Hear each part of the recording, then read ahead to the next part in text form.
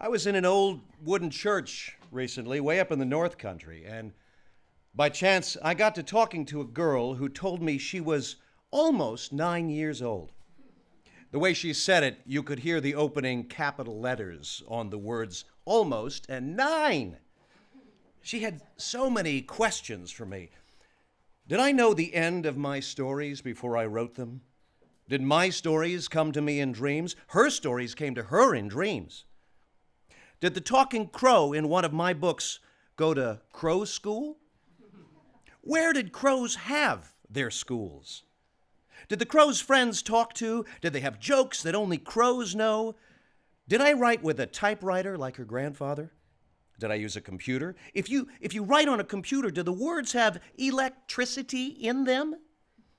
Is it too easy to write on a computer? Do you write better if you write slower? She wrote with a pencil.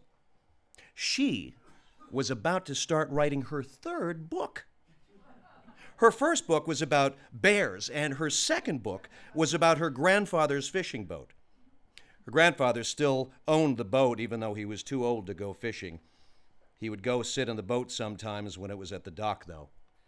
It took him a long time to get into and out of the boat, but he wouldn't let anyone help him in and out of the boat because he was a mule-headed man. He let a young man go fishing in the boat, though. The young man wanted to buy the boat, but her grandfather wouldn't sell it, no matter what. So the young man paid her grandfather in money and fish he caught when he used the boat. The family ate an awful lot of fish sometimes. She thought her third book was going to be about a mink.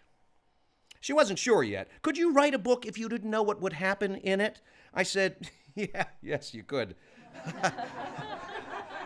I said that, in fact, it seemed to me that the writing was a lot more fun if you were regularly surprised and startled and even stunned by what happened. I said that maybe one way to write a good book was to just show up ready to listen to the people and animals and trees in the book and write down what they said and did.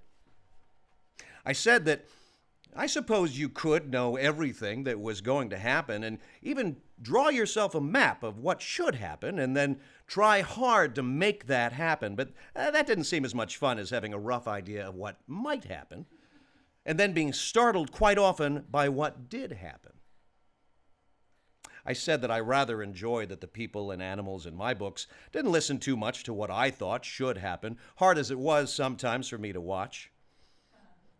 I said that I wasn't saying one way was better than another, and that probably you could write books in all sorts of ways. Certainly, I was not particularly wise about how to write good books because I only wrote one book at a time, and very slowly, too.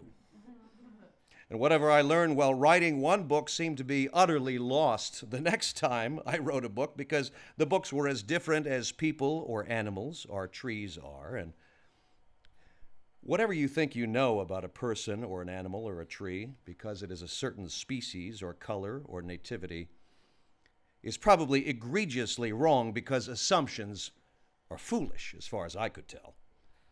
She said that one of her ambitions was to someday write a book with a really good pen.